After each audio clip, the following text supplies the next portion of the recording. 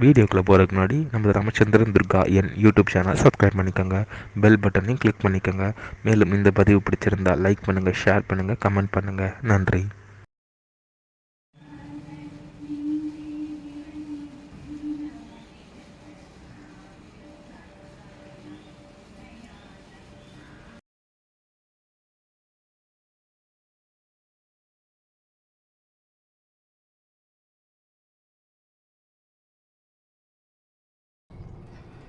श्रीगुरुभ्यो नमः। हरि ओम। श्री महागणाधिपतये नमः। அனைவருக்கும் முதற்கண் கோடான கோடி நமஸ்காரங்கள், வணக்கங்கள், வந்தனங்கள். அனைவருக்கும் அன்புகள் வந்த இனிய ஆசீர்வாதங்கள். நமது ராமச்சந்திரன் துர்காயன் என்ற யூடியூப் சேனலிலே இன்றைய பதிவானது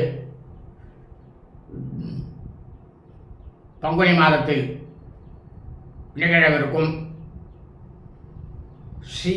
ஸ்ரீராமநவமி. இந்த ஸ்ரீராமநவமியை பற்றிய முழு விளக்கம்தான் இந்த வீடியோ பதிவு என்பதை அடியனுடைய அனைத்து அன்பு இதயங்கள் மெய்யன்பவர்களுக்கும் அன்புடன் தெரிவித்துக் கொள்கின்றோம். ஸ்ரீராமஜெயம் ஸ்ரீராமநவமி 2026 பற்றிய முழு விளக்கம். விஸ்வாவசு தமிழ் வருடம் பங்குனி மாதம் 13/12/5126 நாள் 27/3/2026 வெள்ளிக்கிழமை அன்றுதான் ஸ்ரீராம நவமி.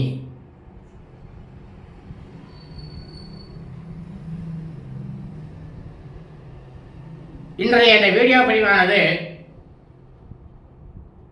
ஸ்ரீராமநவமி நன்னாளில் நாம் அனைவரும் எதையெல்லாம் செய்ய வேண்டும் என்பதை பற்றிய முழு விளக்கம்தான் இன்றைய வீடியோ பதிவு.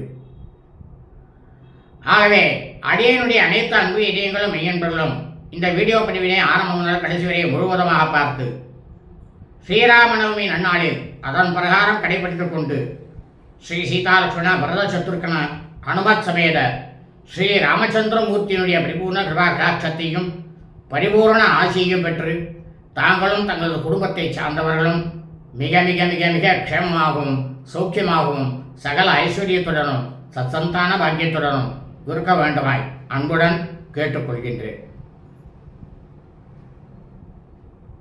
ஸ்ரீராமநவமி நன்னாளில் நாம் அனைவரும் இதையெல்லாம் செய்ய வேண்டும். முதலாவதாக இந்த ஸ்ரீராமநவமி என்றால் என்ன? அதாவது இந்த யுகங்கள் ஆரம்பிக்கும் பொழுது திரேதாயுகத்தில் இந்த பூமண்டலம் முழுவதையுமே தசரத மகா சக்கரவர்த்தியானவர் பரிபாலனம் செய்து ஆட்சி புரிந்து கொண்டு வந்திருந்தார். மகா உத்தமமான ரிஷி.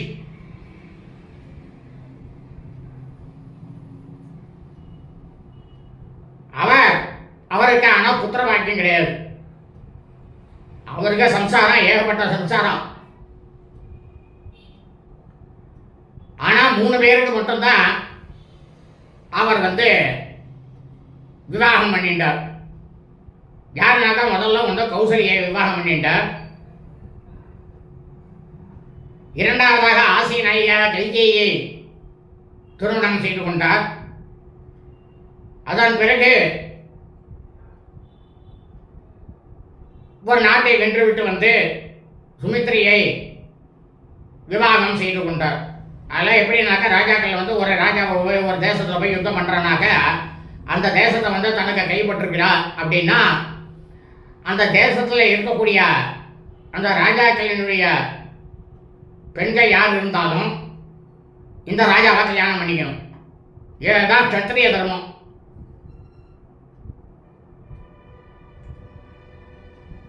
அப்படி இருக்கும் சமயத்தில் இவன் 3 பேருக்குமே புத்திரவாக்கியமானது இல்லை. அப்போ புத்திரகாமேஷ்டி யாகம் பண்ணுறார் தசரத மகா சக்கரவர்த்தி. வசிஷ்ட மகரிஷி சொல்லி அதான் பண்ணிட்டு இருக்கா. வசிஷ்டர் தான் இக்ஷ்வாகுகுல வம்சத்துக்கு அவர் தான் பிரதான குரு. குரு என்ன சொல்கிறாரோ அதை தான் கேட்பான். அப்படி இருக்கும் அந்த புத்திர காமேஷ்டி யாகமானது நடந்து முடிஞ்ச உடனே ஸ்ரீமன் நாராயணாகப்பட்டவர் தன்னுடைய உருவத்தை 4 பாகமாக பிரிக்கிறார். அதில் தான் கௌசல்யா தேவிக்கு அரபாகம் பாயசமானது போகிறது. அதுலேருந்து ஸ்ரீ ராமபிரான் வர மீதி இருக்கிற அரபாகத்தில் 1/4 பாகமானது கைகேயிக்கு சாப்பிட்றார். அதில் வந்தவர் பரதன். மீறி இருக்கக்கூடிய அந்த 1/4 பாகத்தில் முதல் பாகத்தை சுமித்திரையை சாப்பிட்றா. மீதி இருக்கிறத சுமித்திரையை சாப்பிட்டுருக்குமே அப்படின்னு சொல்கிறான். ஆனால் தான் சுமித்திரைக்கு லக்ஷ்மணன் சத்ருகனன் ஆகிய இருவர் கிடைக்கிறார்கள்.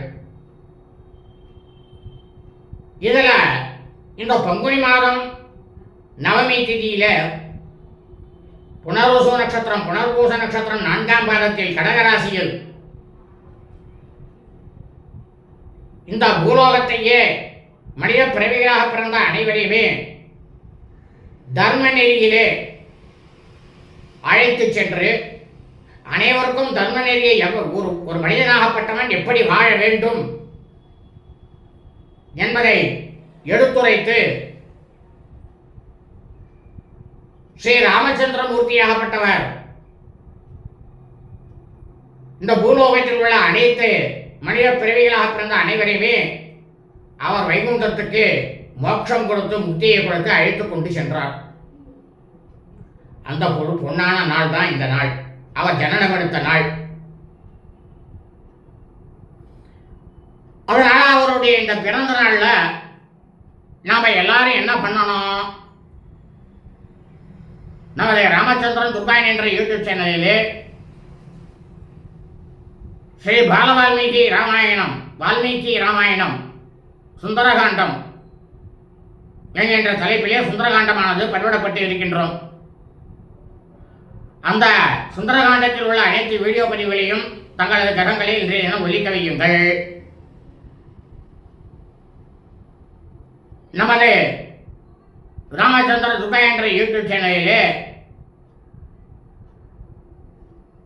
ஸ்ரீ ராமநாம ஸ்தோத்திரம் அப்படின்னு சொல்லிட்டு 108 ஸ்லோகமானது பதிவிடப்பட்டு இருக்கின்றோம். அந்த பதிவினையும் தங்களது கிரகங்களிலே ஒலிக்க வையுங்கள். 3ஆவதாக அனைவரும் காலை வேளையிலேயே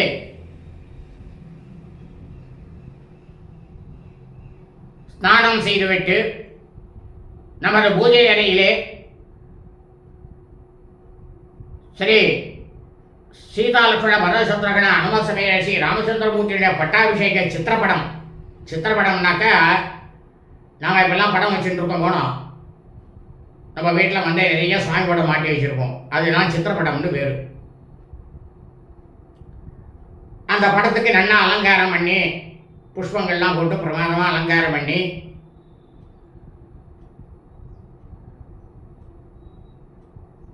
இந்த சுவாமி புஸ்தகங்கள்லாம் விற்கும். அந்த கடையில் விற்கக்கூடிய கடைக்கு சென்று விரத பூஜா விதானம் அப்படின்ற அந்த புஸ்தகத்தை வாங்கி அந்த புஸ்தகத்தில் ஸ்ரீராமநவமி பூஜை போட்டிருக்கோம். அதன் பிரகாரம் பூஜையை ஸ்ரீ ராமபிரானுக்கு செய்து தூபம் தீபம் ஆகியவற்றை சுவாமிக்கு காட்டிவிட்டு நைவேத்தியமாக சுத்தாண்ணம், அதாவது பச்சை அரிசியில் சாதம் செஞ்சு வைக்கணும், பாயசம் செய்யணும், உளுந்து வடை, மாஷாபூபம்னாக்கா உளுந்து வடைன்னு பேர், அது செய்யணும். முக்கியமாக பானகம் நீர்மோர் வைக்கணும். அன்னைக்கு தேங்காய் பழம் வெத்தலை பாக்கு எல்லாத்தையும் வச்சு நைவேத்தியம் பண்ணிட்டு தீபாராதனை பண்ணிட்டு சாட்சாத் ஸ்ரீ சீதாலட்சுமண பரதசத்ருகன அனும சமேத ஸ்ரீ ராமச்சந்திரமூர்த்தியினுடைய திருப்பாதங்களில் சாஷ்டாங்கமாக விழுந்து நமஸ்காரம் பண்ணிக்கிங்கோ. ஏன்னா கலியுகத்தில் மனிதனாக பிறந்தவர்கள் அனைவருக்குமே மனதானது அலைபாய்ந்து கொண்டே தான் இருக்கும். அதுதான் நியதி, அப்படித்தான் இருக்கும். நம்ம மனதை ஒருநிலைப்படுத்த வேண்டும் என்றால் முதலாவதாக நமக்கு தர்மத்தில் இருக்கக்கூடிய சிந்தனையானது வேண்டும். தர்ம சிந்தனையானது நமக்கு வந்துவிட்டாலே போறோம், சகலமும் நமக்கு வந்த மாதிரி தான். என்ன நீங்க என்னமோ பெருசா உயர்வா சொல்லிட்டு இருக்கல. இப்ப இந்த கலியுகத்தில் பணம் இல்லைன்னா ஒண்ணுமே பண்ண முடியாத. பணத்துக்கு என்ன வழி, அதை எங்களுக்கு சொல்லுங்க அப்படின்னு தான் எல்லாருமே கேட்க தோணும். அதுதான் தர்ம சிந்தனை இல்லை.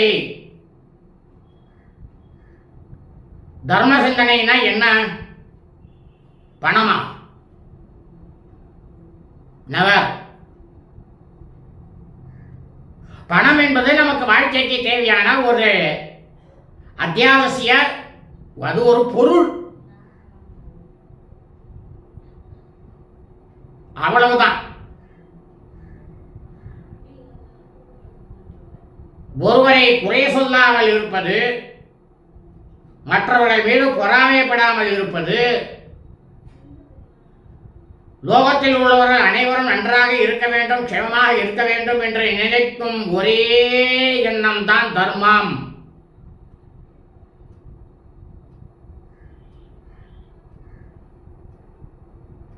நமக்கு 1000 எண்ணங்கள் ஓடும் மனசுல. அதை எல்லாத்தையும் அன்னைக்கு ஒரு நாள் கட்டுப்படுத்திக்கணும். அப்படி நீங்க இந்த பூஜையை செஞ்சீங்கன்னா நிச்சயமாக நாள்பட நமக்கு தர்ம சிந்தனையானது வரும். திரேதாயுகத்தில் முடிவும் தருவாயில் ஸ்ரீ ராமச்சந்திர மூர்த்தியானவர் எப்படி பூலோகத்தில் உள்ள அனைவரையும் வைகுண்டத்திற்கு அழைத்து சென்று முக்தி அளித்தாரோ மறுபிறவி இல்லாமல், அதுபோல நமக்கு மறுபிறவி இல்லாமல் கண்டிப்பாக முக்தியானது கிடைக்கும்.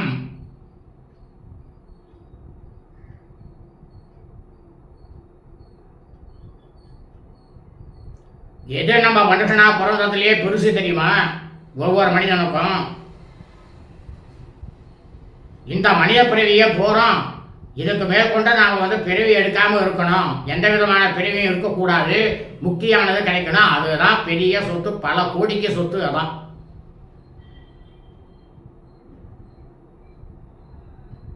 மறு பிறவி எப்படி வருது? நம்ம மனதில்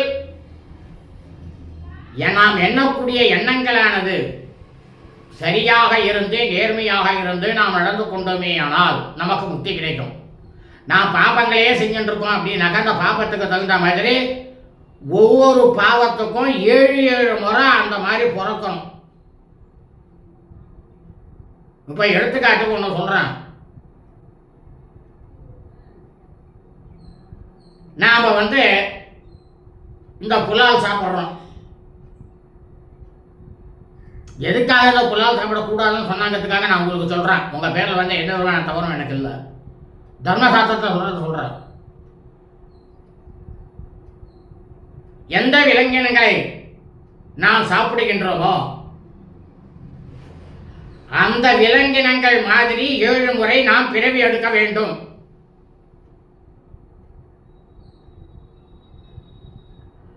அது என்னென்ன விலங்குகள்லாம் நம்ம சாப்பிட்றோங்கிறத யோசனை பண்ணிக்கோ. ஒவ்வொரு விலங்குக்கும் 7 முறை 7 பிறவி. அது என்னன்னாக்கா 7 வாட்டி மச்சுன்னாக்கா மீனை சாப்பிட்ற ஆளுக்கு, இல்லை கோழியை சாப்பிட்றோம்னாக்கா 7 முறை கோழியாக பிறக்கணும். ஆடு சாப்பிட்ற வாழ்க்கை 7 முறை, கோமாதாவை சாப்பிட்ற வாழ்க்கை 7 முறை கோமாதாவாக பிறக்கணும், அடி வாங்கணும்.